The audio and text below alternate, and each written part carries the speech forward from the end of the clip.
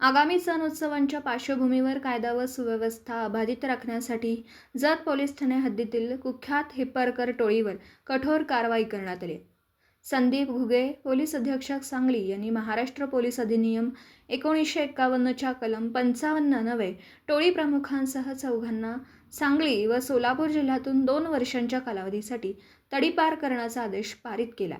तडीपार करण्यात आलेल्या आरोपींमध्ये रोहित विष्णू हिप्परकर वय वर्ष 21, सार्थक तानाजी हिप्परकर वय वर्ष 24, अक्षय उर्फ खंडू बाबासाव हिप्परकर वय वर्ष 22, मंगेश उर्फ मंगलदास ज्ञानोबा हिप्परकर वय वर्ष 28, सर्व राहणार सिंघनहळ्ळी तालुका जत जिल्हा सांगली यांचा समावेश आहे।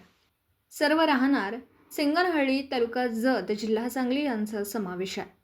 या टोळीविरुद्ध 2024 व 25 दरम्यान अपहरण करून खंडणी मागणं, बेकायदेशीर जमाव जमवणं, घातक हत्यारांचा गंभीर दुखापत करणे, घातक हत्याराने गंभीर दुखापत करणं, जीवे मारण्याची धमकी देणं, जबरीने मालमत्ता हस्तगत करणे तसेच जिल्हा दंडाधिकाऱ्यांच्या बंदी आदेशांचे उल्लंघन करून शस्त्र बाळगणे असे गंभीर स्वरूपाचे गुन्हे दाखल आहेत। सदर टोळी कायद्याचा धाक न बाळगता गुन्हेगारी कृत्य करीत असल्याने जत पोलीस ठाणे यांनी प्रस्ताव सादर केला होता।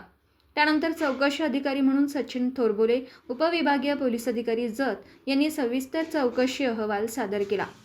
अहवालातील गुन्हे, हालचाली व प्रतिबंधक कारवायांचा विचार करून पोलीस अधीक्षकांनी सलग सुनावणी घेत नैसर्गिक न्याय तत्वांचा विचार करून हा तडीपारा आदेश केला। या कारवाईत कल्पना बारवकर, अपर पोलीस अधीक्षक सांगली यांच्या मार्गदर्शनाखाली स्थानिक गुन्हे अन्वेषण शाखा व जत पोलीस ठाण्याच्या अधिकाऱ्यांनी सहभाग घेतला।